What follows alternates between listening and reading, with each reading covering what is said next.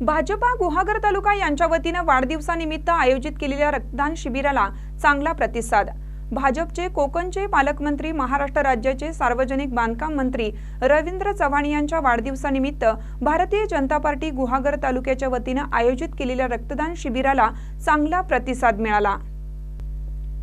Bharatiya Janata party Guhagar तालुका आयोजित रक्तदान शिबिर हे शृंगारतळी शहरालगतच्या पालपेनी रोडवरील भवानी सभागृहात घेण्यात आलं।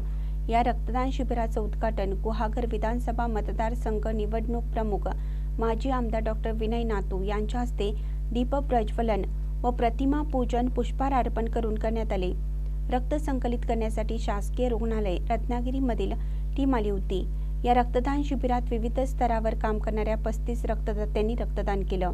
यावेळी भाजपा गुहागर तालुका अध्यक्ष, जिल्हा नियोजन समिती सदस्य निलेश सुर्वे, जिल्हा सरचिटणीस विठ्ठल भालेकर, जिल्हा उपाध्यक्ष किरण खरे, अभय भाटकर, लक्ष्मण शिगवन, महिला आघाडी गुहागर तालुका अध्यक्ष अपूर्णा बारगोडे, माजी सभापती दीप्ती अस्कोलकर, तालुका सरचिटणीस सचिन ओक, दिनेश बागकर, रवींद्र अवेरे, तालुका उपाध्यक्ष मंगेश रांगळे, संदीप साळवी, मंगेश जोशी, नरेश पवार, पंचायत समिती माजी सदस्य विजय भुवड, गुहागर शहर अध्यक्ष नरेश पवार, अल्पसंख्याक आघाडी संयोजक आसिफ दळवी, विनायक सुर्वे, समीर खानेकर, युवा मोर्चा जिल्हा उपाध्यक्ष संगम मोरे, आशिष विचारे आदींसह पदाधिकारी व कार्यकर्ते उपस्थित होते।